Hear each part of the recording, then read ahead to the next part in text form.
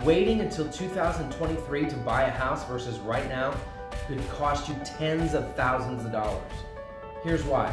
Right now, in September of 2022, the interest rate is at 6.36%. But the market is actually a little bit better for the buyer right now. Inventory is a little higher, so there's a lot more houses to choose from. Houses are staying on the market a lot longer, so that frenzy that was happening where a house would go on the market and be off in 3 days, that's not happening now. So you have a lot more time to look at houses and you don't have to be in a rush. And prices have stabilized. So we're not seeing a lot of houses going for over asking price. In fact, we're seeing most houses go right around asking price and some just a little bit under.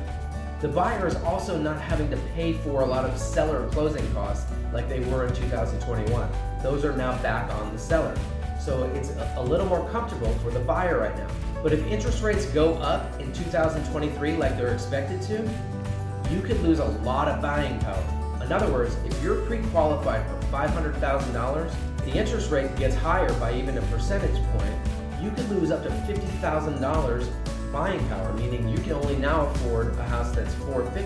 If you want to keep that same house, you're going to have a way bigger monthly payment, which you may not be qualified for.